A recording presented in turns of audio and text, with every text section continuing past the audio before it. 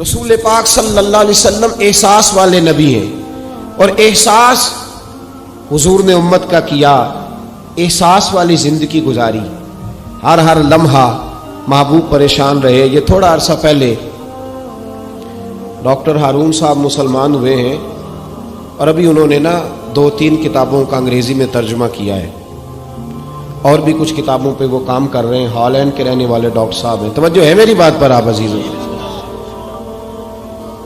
Doctor صاحب کہتے ہیں کہ میں نے یہ سنا تھا کہ مسلمان دہشت گرد ہیں، یہ بم بلاسٹ کرتے ہیں۔ تو میں جہاں لفظ اسلام آتا تھا وہاں سے میں تھوڑا بچ جاتا تھا، پیچھے ہٹ جاتا تھا، لیکن میرے مزاج کے اندر یہ بات شامل تھی کہ میرے اندر اللہ نے بڑا انسانیت کا جذبہ رکھا ہوا تھا۔ تو میں ایک تنظیم قائم کر رہا تھا، میرا خیال تھا کہ ایک ایسی جماعت بناؤں کہ جو پوری دنیا کے اندر اسلام، توجہ ہے میرے عزیزوں کی، کہتے میرا خیال تھا ایسی جماعت قائم کروں کہ جو پوری دنیا میں لوگوں کی خدمت کرے اور بغیر امتیاز کے کرے، اسلام والوں کی بھی اور غیر مسلموں کی بھی۔ لیکن مجھے بڑا دھچکا رہتا تھا کہ مسلمان سخت گیر قوم ہے۔ میں نے بہت ساری جماعتوں کا منشور اور دستور منگایا، اور میں نے کہا میں اپنی جماعت کا دستور لکھوں گا تو پہلے ذرا سارا میں مطالعہ کر لوں۔ ڈاکٹروں کا ٹیبل ہوتا ہے، اس کے اوپر شیشہ لگا ہوتا ہے، نیچے وہ جو چیز ضروری ہوتی ہے وہ رکھ لیتے۔ کہتے ایک مصر کے مولانا صاحب آئے ہوئے تھے ہالینڈ کے دورے پر، اچھی انگریزی جانتے تھے، تو کسی وجہ سے علیل ہو گئے۔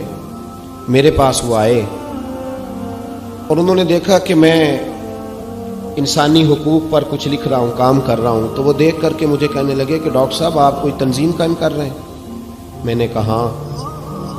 تو کہتے انہوں نے ہلکا سا ٹچ دیا، زور نہیں دیا، اور ویسے بھی جو ہلکی بات ہوتی ہے وہ ذرا دل میں جلدی بیٹھ جاتی ہے۔ کہتے ہیں ہلکا سا ٹچ دیا، کہنے لگے اگر کبھی موقع ملے تو میرے نبی پاک کی بھی سیرت پڑھ کے دیکھیں، بس ہلکی سی بات، اور وہ جملہ چھوڑ گئے۔ اعلیٰ حضرت فاضل بریلوی علیہ رحمہ نے لکھا ہے ضروری نہیں کہ تم جو کہہ رہے ہو وہ منوا کے اٹھو، لیکن میسج ضرور چھوڑ دیا کرو۔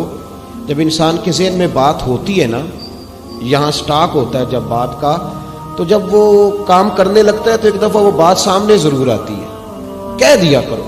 انہوں نے کہہ دیا کہ ڈاکٹر صاحب ایک دفعہ حضور کی سیرت بھی پڑھ لیں۔ کہتے ہیں میرے ذہن میں بات بیٹھ گئی، مصروف آدمی تھا، زیادہ تو نہیں میں مطالعہ کر سکتا تھا، لیکن میں ایک دن 10 منٹ گھر میں ملے تھے تو میں کمپیوٹر پہ بیٹھا، اور میں نے کہا کہ انگریزی میں جو کتابیں حضور سید عالم صلی اللہ علیہ وسلم کی سیرت کی ہیں ان کو ذرا دیکھتا ہوں۔ تو فرماتے ہیں کہ میں نے نیٹ پہ سرچ کیا، پہلی حدیث آئی اور میں کلمہ پڑھ کے مسلمان ہو گیا۔ حدیث کہاں ہے؟ سبل الہدی والرشاد میں بھی ہے، کنز المال میں بھی ہے، مسند احمد میں بھی ہے، ابن اسحاق میں بھی ہے، ابن اشام میں بھی ہے، اور شاید سیرت کی تمام کتابوں میں آپ کو روایت مل جائے۔ نبی پاک صلی اللہ تعالی علیہ وسلم کی حدیث اور روایت کرتے ہیں حضرت سلمان فارسی رضی اللہ تعالی عنہ، اور ساتھ ہیں سیدنا بلال حبشی رضی اللہ تعالی عنہ۔ فرماتے ہیں ہم گھر سے نکلے، حضور نے فرمایا ذرا جلدی چلو ایک ضروری کام ہے۔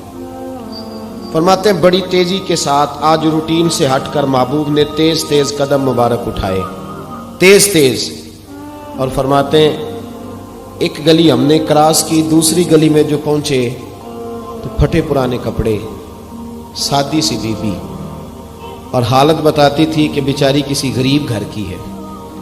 وہ سڑک پہ کھڑی تھی اور رو رہی تھی۔ میرے کریم رسول نے فرمایا بلال اسے پوچھو کیا مسئلہ ہے، کیوں روتی ہے؟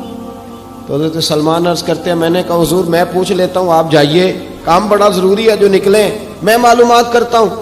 تو محبوب نے فرمایا نہیں، اس کے آنسو پوچھنے سے ضروری کوئی کام بھی نہیں، پہلے اس کی داد رسی ہوگی، اسے پہلے پوچھا جائے گا۔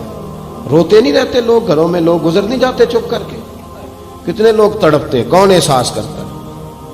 نبی پاک سید عالم صلی اللہ علیہ وسلم رکے اور اس خاتون سے پوچھا کیا بات ہے؟ اس نے کہا کہ بات کوئی بھی نہیں، میرا ایک ہی موٹا سا مسئلہ ہے۔ کہا وہ کیا؟ کہنے لگی میں غریب ہوں، اور غریبی بذات خود بہت بڑا گناہ ہوتی ہے، لوگ بڑا جرم سمجھتے ہیں اس کو، بذات خود میں نے شروع میں کہا نا کہ مذہبی سٹیج کی بھی صدارت غریب آدمی نہیں کر سکتا، کیونکہ غریب جو ہوا جد کول دتھی ہونی انہیں نیڑے بہنا ہے نا جی، جد کول نہیں انہیں تو پیچھے جا کے بہنا اینڈ تے کول کیڑا دتھی ہے۔ اس سٹیج پہ بھی غریب آدمی کی صدارت نہیں ممکن ہو ہی نہیں سکتا۔ میرے رسول پاک سید عالم صلی اللہ تعالی علیہ وآلہ وسلم نے فرمایا پہلے اسے پوچھو کیا مسئلہ ہے۔ وہ کہنے لگی میں غریب ہوں، بوڑھی ہو گئی ہوں، ساری زندگی غلامی میں گزاری ہے، تیل لینے آئی تھی 5 دینار کا، بوتل میں تیل بھروایا ہے، اور اب بوڑھی ہوں نا تو کمر درد کرتی ہے، پیر پیچھے موڑا ہے تو میں گری ہوں، تیل زمین پی گئی ہے، اب زمین تو واپس نہیں کرتی، لیکن واپس جاؤں گی تو ایک یہودی عورت کی ملازمہ ہوں، وہ درے سے مارے گی، کھال ادھیڑ دے گی، میں بڑی پریشان ہوں، اب نہیں مار کھائی جاتی، ہڈیاں بوڑھی ہیں، قربان جاؤں۔ حضرت بلال کو حضور نے حکم دیا، فرمایا دوڑ کے گھر جا 5 دینار لا۔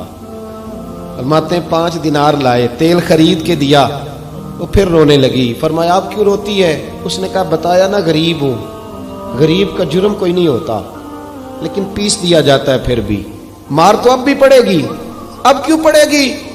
تو عرض کرنے لگی محبوبہ مار اس لیے پڑے گی کہ دیر سے کیوں آئی ہے۔ تو میرے کریم رسول اور وہ بی بی حضور ابھی آئے ہیں مدینہ طیبہ، امام یوسف صالحی فرماتے ہیں ابھی آئے تھے حضور، سبل الہدی والرشاد کے مصنف کہتے ہیں ابھی آئے تھے نبی پاک، وہ جانتی بھی نہیں تھی۔ تو سید عالم صلی اللہ تعالی علیہ وسلم نے فرمایا اچھا مار پڑے گی؟ کہا ہاں۔ او بھائی کونسلر جو کل آپ کو کہہ رہا تھا نا میں آپ کا خادم ہوں، کونسلر بے گناہ، بلکہ ہمارے SHO صاحب اگر چودھری پہ پرچہ آ جائے تو اس کو ٹیلی فون کر کے پوچھتے ہیں صاحب جی تہاڈے خلاف درخواست آئی ہے، کی کرنا ہے؟ تو غریب آدمی بیچارہ، اس کی غلطی یہ تھی کہ وہ غریب تھا تو اس نے ریڑھی لگا لی چوک میں، اس کو دبوچ کے لے گئے، تینوں پتہ نہیں اتنے نہیں کھلوئی دا، تو اس کے پاس کل انویسٹمنٹ ہی 5000 تھی، سارا لے گئے۔ پھر وہ کونسلر صاحب کے پاس چلا گیا، سر میرے نال چلے آ جائے ذرا میں تھانے جانا ہے۔ انہوں نے کہا گڈی کرائی آ، پیسے ہیں نہیں ایویں تھانے جائی دا ہے۔ اب وہ گاڑی لایا ہے، پتہ نہیں کہاں سے لایا ہے، تھانے پہنچا ہے، اور یہ ہے ہمارا حال کہ وہ SHO بھی بیٹھا ہے کرسی پہ اور کونسلر بھی کرسی پہ بیٹھا اور وہ غریب پیروں میں بیٹھا ہے اور ہاتھ باندھ کے کہہ رہا میری ریڑھی دے چھڈو، میریاں 4 دھیاں نے تو میں شامی کھانا کھڑنا ہے۔ کدھر گیا امت کا وہ ذوق؟ ساری زندگی نعتیں سننے والوں بتاؤ تو صحیح نعت نے تاثیر کیا دی ہے روح کو؟ اگر ابھی بھی گھاڑی غریب کے پاس کھڑی نہیں ہوتی تو پھر کیا اثر ہوا ساری زندگی نعت سننے کا؟ میرے مصطفیٰ کریم سید عالم صلی اللہ تعالی علیہ وسلم نے فرمایا اس خاتون سے یہاں کونسلر ساتھ نہیں جاتا، کہتا کر دیا ٹیلی فون سویرے 9 بجے پہنچ جانا، پر کائنات کی سب سے معزز شخصیت حضرت سیدنا بلال حبشی رضی اللہ تعالیٰ عنہ فرماتے ہیں میرے نبی پاک نے فرمایا بی بی چل میں تیرے ساتھ چلتا ہوں، گویا اللہ کی ساری رحمتیں اس کے ساتھ ساتھ چلنے لگی، اور آگے آگے نہیں، ساری کتابیں پڑھ لو، وہ پھٹے پرانے کپڑوں والی بی بی آگے آگے اور اللہ کے کریم رسول پیچھے پیچھے، ساری گلیاں اس نے پھرائی، مدینے کی صحرا آ گیا، ایک دروازے پہ دستک دی، سے مالکن آئی، وہ بی بی بعد میں کہتی ہے میں بھی بڑی ڈاڈی تھی، طاقت ہی نہیں تھی میرے سامنے کو کھڑا ہو سکے، لیکن جب میں باہر نکلی تو میں نے نور کے حالے میں لپٹی ہوئی ایک عظیم ہستی کو دیکھا۔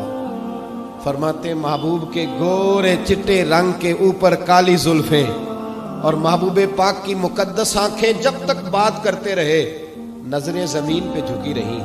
شرم و حیا والے رسول نے بڑے میٹھے، بڑے دھیمے، بڑے خوبصورت لہجے میں کہا، بریلی کے امام فرماتے ہیں نیچی نظروں کی شرم و حیا پہ درود، بڑے دھیمے لہجے میں فرمایا تیری نوکرانی ہے تیری؟ عورت کہتی ہے میں تو حضور کے جلووں میں محو ہو گئی کہ سادگی میں اتنا حسن میں نے دیکھا ہی نہیں، تیری نوکرانی ہے؟ کہا تو میرے محبوب نے فرمایا بیچاری کی غلطی کوئی نہیں، اسے مارنا نا، اس سے تیل گر گیا تھا، نیا خریدتے دیر ہو گئی، رو رہی تھی تو میں سفارش کرنے آیا ہوں۔ وہ خاتون کہتی ہے کسی کی نہیں مانی تھی، اور محبوب کے جملوں میں تاثیر اتنی تھی ککھ سواد نہیں مشری اندر، اساں کھنڈا می چکھ ڈٹھیاں، انہاں ساریاں شیواں نالوں گلاں سجن دیاں مٹھیاں، فرماتے ہیں نبی پاک صلی اللہ تعالی علیہ وآلہ وسلم نے فرمایا کچھ نہ کہنا. کہنے لگی نہیں کہتی، میرا وعدہ رہا، کچھ نہیں کہوں گی.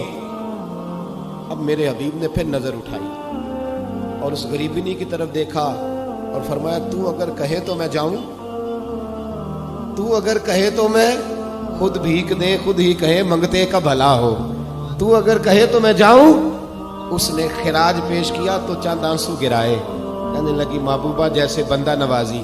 حضور نے رخ پھیرا، حضرت بلال کہتے میں پیچھے رہ گیا. میں پیچھے رہ گیا تو وہ دونوں بیبیاں دوڑ کے میرے پاس آئی. کہنے لگی بتا تو صحیح ہے کون، یہ بتا تو صحیح کون تھے. تو حضرت بلال کہنے لگی تم نہیں جانتے. جناب بلال فرمانے لگے یہی تو ہیں جنہیں اللہ نے سچا رسول بنا کے بھیجا ہے. بیبیاں دوڑ کے آئی. کہنے لگی محبوبہ دروازے تک آئے ہو تو خالی تو نہ لوٹاؤ، مہربانی فرماؤ ہمیں بھی کلمہ پڑھا دو. ڈاکٹر ہارون کہتے ہیں وہ بیبیاں وہاں کلمہ پڑھ رہی تھی اور میں حدیث پڑھ کے کلمہ پڑھ رہا تھا. بھائی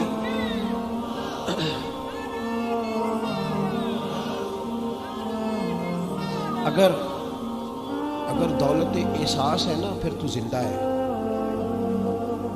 جو زندہ ہوتا ہے اس میں لچک ہوتی ہے، جو مر جاتا ہے وہ اکڑ جاتا ہے. اگر زندگی ہے تو پھر احساس ہونا چاہیے. اگر تیرے اندر زندگی ہے تو پھر احساس ہے، اور اگر تیرے اندر احساس نہیں رہا نا تو پھر زندگی زندہ دلی کا نام ہے.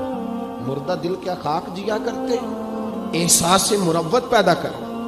تھوڑا سا دائیں بائیں بھی دیکھیں، تھوڑا پلٹ کر بھی دیکھیں کہ کہیں آپ کی ضرورت تو نہیں.